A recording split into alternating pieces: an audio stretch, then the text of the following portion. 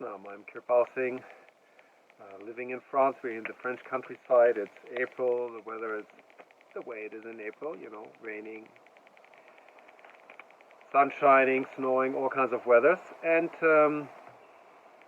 we are here in the property where we run our teacher trainings, and I'm the head cook.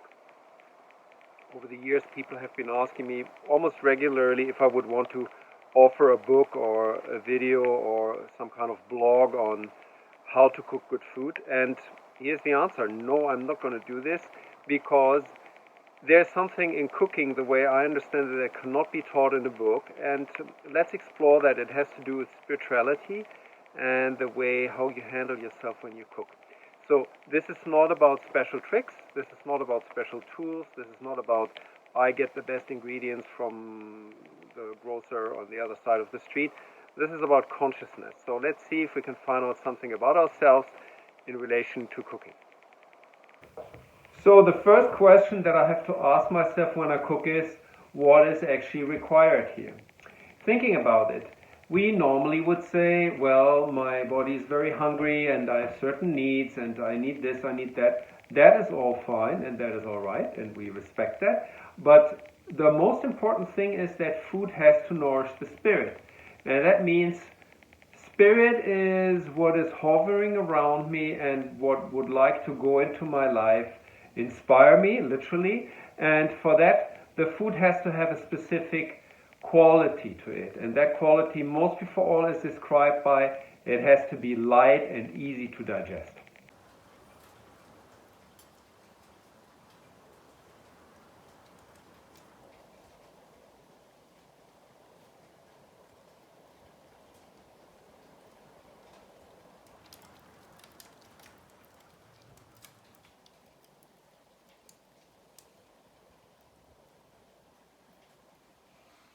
So that the body is not using its own energy in order to make you assimilate the substances that the food contains.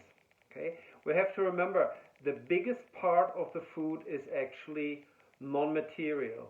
What's important about the food is the non-material aspect, the spiritual aspect of it. Okay?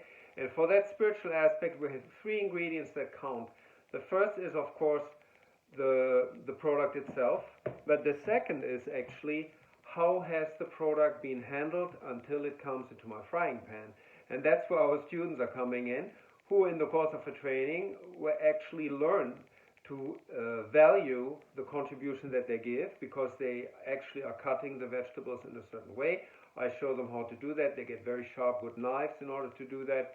And it's about being aware of what you're doing, so that when I receive the food in the kitchen, I can actually work with something that has been handled with love, consciousness, awareness, and a sense of foresight of what's going to come out of it.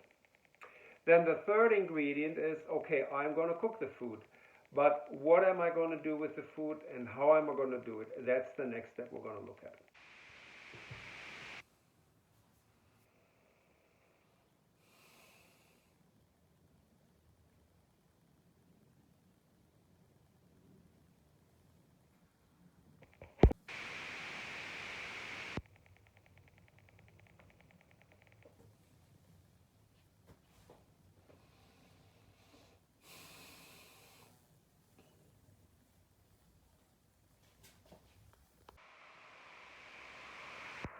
So what is the first thing you think of when you think of good food? Well, for me, it's my mother and it's her sisters, and it's all these incredible celebration moments in the family where these powerful women are standing together in the kitchen and preparing good food. There's a sense of celebration when you want to cook good food, and I somehow have been blessed by being able to do this in an unforced way. I've never really done anything about it. It's just I seem to be somebody who has that little talent. And what I find incredible is how most of us actually are then drawn to do something else. Yeah, my daughter, she's a fantastic singer. She wants to do something completely different. She wouldn't have to do a lot to become a good singer, but there you are. That's what I did. I became a Kundalini yoga teacher, trainer, and I worked for that, and I made it as good as I can. But for food, I've never really made enormous effort. So for me, making food is a little bit like a um, like a way to look at life, a way to look at spirituality. Let's have a look on how we can find out more about spirituality by the eyes, the lens of the food.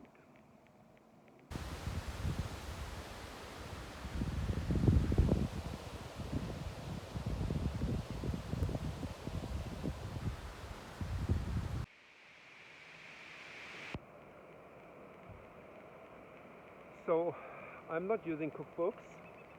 However, once in a while there's a little inspiration that comes. For example, this one, Chinese cookbook. Chinese, not Japanese cookbook. Japanese cookbook that says the soup should not cover the taste of the water. So here you can see that it's not about making something spectacular and strong. It's about keeping the things light, transparent, and simple.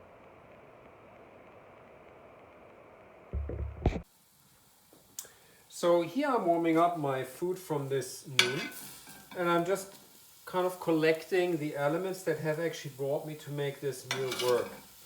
So one of the things I remember is that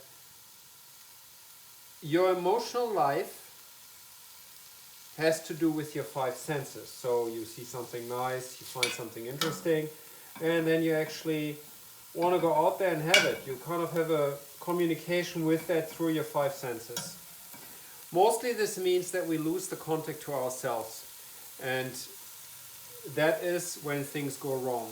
When I'm fascinated with what I'm doing, when I'm fascinated with the taste that I'm creating, I'm actually not getting an overall sense of what needs to happen here. I try to stay with myself, to have consciousness, and this is the old yogic concept of pratyahara, which means withdrawal of the senses, but not just withdrawal. I communicate with the food, I can feel how it's doing, but I'm not overwhelmed by that experience. What I am actually busy with is I'm connected to my breath. I'm just inhaling and exhaling. I remember I am within myself and I'm not hypnotized with what's happening out there. And that gives me a sense of what needs to happen with that food, what's the next ingredient that has to come in.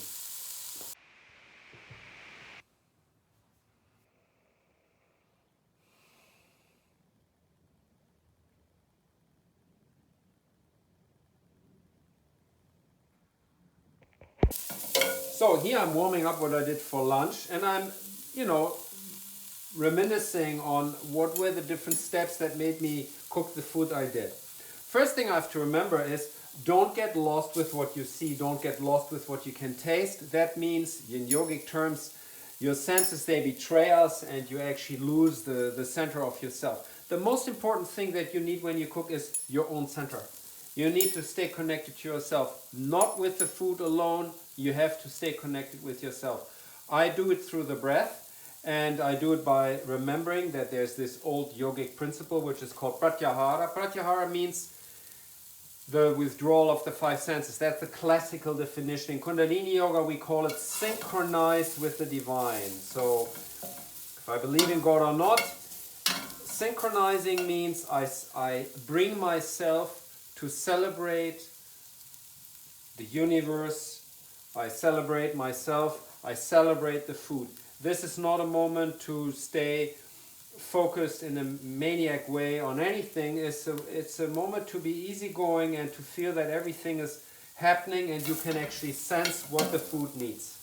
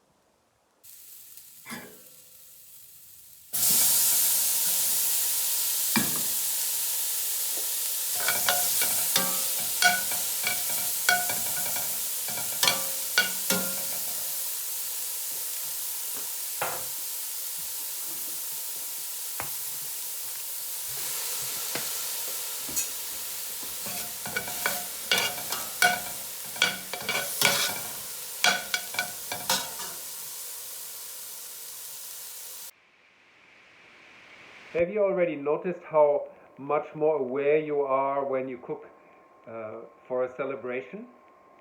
How much more you are with a person for whom you cook? Isn't that a little bit like Mother's Kitchen when she prepares my favorite dish? Isn't that the special ingredient that makes a difference? She stays with herself, she thinks about for whom she cooks, and that makes it special. So, likewise, consciousness in food has to do with that. Stay with yourself, stay with your breath, don't get lost in ingredients, recipes, tricks.